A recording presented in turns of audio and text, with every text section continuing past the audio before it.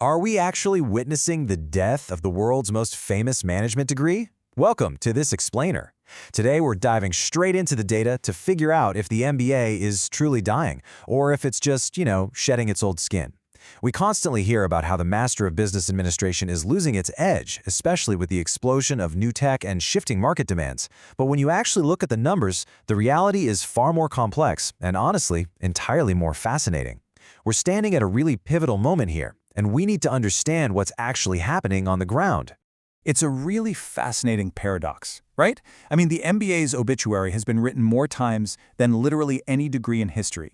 It gets written by columnists during every single recession, by tech folks after every major platform shift, and lately by pretty much anyone who's watched an AI system draft a perfectly good strategy memo in 10 seconds. And yet, a century after it was invented, the credential is still here. It's under intense, very real pressure from AI and staggering tuition costs, but it just refuses to die. It's the ultimate crossroads, and surprisingly, both of these facts can absolutely be true at once. So, here's our roadmap for today. 1. Is the MBA dead? 2. 3 possible futures. 3. The scoreboard verdict. 4. The half-life rule. And 5. Traditional versus online. We're going to decode what the numbers actually say, explore the potential scenarios, and give you a rock-solid framework for making your own career decisions.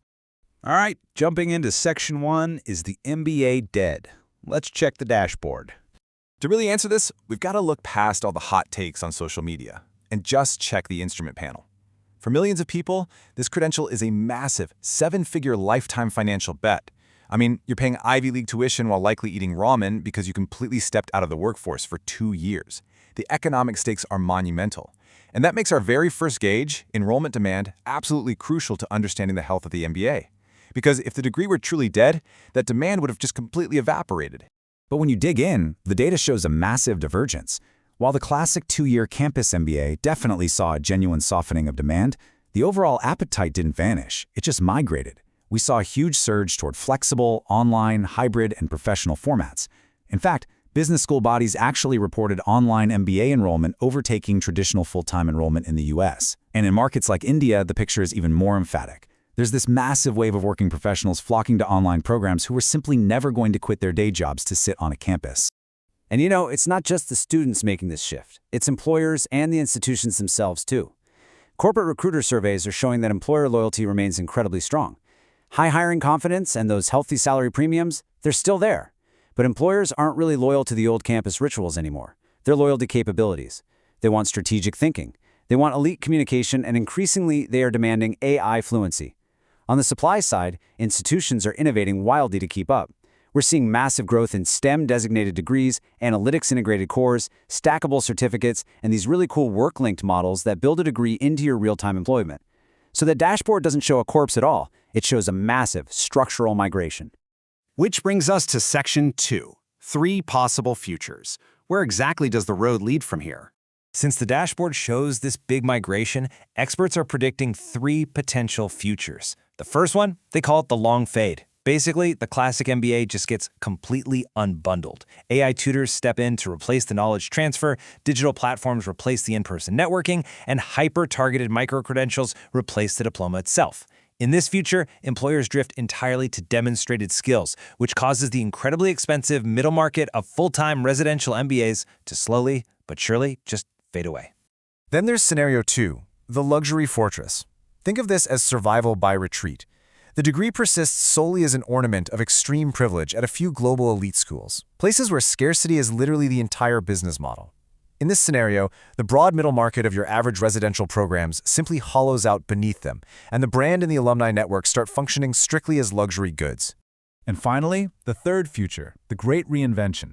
In this scenario, the degree absolutely doesn't die, it upgrades. It absorbs AI directly into its core. It digitizes delivery to completely slash costs, and it braids learning directly with active employment. The whole center of gravity shifts. It transforms from this sort of campus ritual for 24-year-olds taking 2 years out of the economy into a high-powered career instrument built specifically for working professionals. Okay, Section 3, the scoreboard verdict.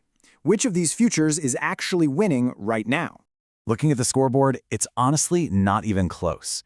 The long fade predicted aggregate demand would just fall across the board. False. Demand migrated and rebounded. The luxury fortress predicted a total hollowing out of the middle market. That's only partially true, because they completely missed the explosive growth of affordable online programs that swooped in to fill that exact same middle market. But the Great Reinvention? Completely confirmed. The traffic has definitively shifted toward modern, accessible, AI-driven formats, and employers are clearly showing their loyalty to applied, real-world capabilities. Moving on to Section 4, the half-life rule. How to tell the survivors from the casualties. So, if reinvention is the clear winner, how do we spot the individual programs that will actually survive? Enter the half-life rule. Just like radioactive material, business skills, especially in tech and AI, decay incredibly fast. A degree only survives if its curriculum refreshes faster than the knowledge it teaches becomes obsolete. It dies, regardless of how fancy its brand name is, when its revision process runs slower than the rapid decay of its own content. Simply put, a program's value today is entirely dependent on its continuous refresh mechanism. If you're thinking about applying, this is absolutely your ultimate shopping test. Before you spend a single dime on tuition, ask the admissions office, when was this curriculum last rebuilt, and what exact mechanism forces the next update? The thriving programs out there are actively utilizing 3-year market cycles, they're co-designing their curriculum directly with industry leaders, and they're integrating live work, where your actual workplace essentially becomes the classroom. The fading programs? Well, they're the ones stuck refreshing on decade-long academic committee debates while their course content decays right out from under them. Let's hit Section 5, traditional versus online. The direct comparison this crossroads really demands. Let's do an unsentimental side-by-side comparison. With a traditional MBA, you literally have to press pause on your career and your paycheck to pay incredibly high fees for an intense residential network. Online, you keep your salary, pay significantly lower fees, and you can instantly apply what you learn on Tuesday to your job on Wednesday in a digital-first global cohort. On the dimensions of career continuity and pure economic cost, the reinvented online model is frequently just the stronger product. It allows you to learn while actively compounding your work experience without pressing pause on your life.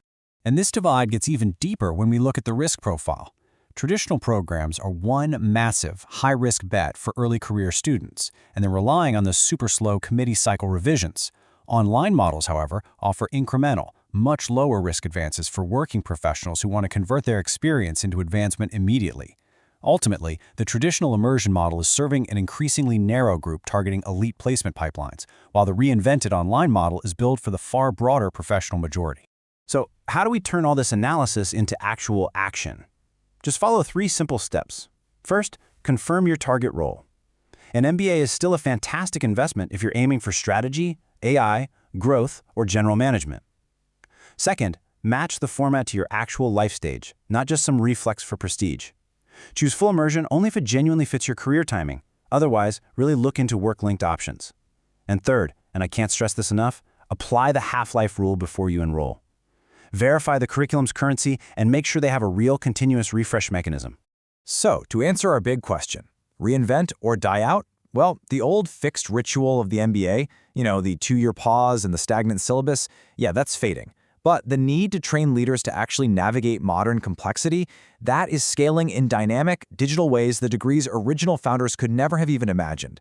The core function of systematically forming people who can lead organizations is stronger and more necessary than it's ever been. The market has already voted, one enrollment at a time. The reinvented degree is already here. It's growing rapidly, and it's available right now without requiring you to basically resign from your life to get it. The MBA has already crossed the crossroads. So the only question left for you is, are you going to be left standing still?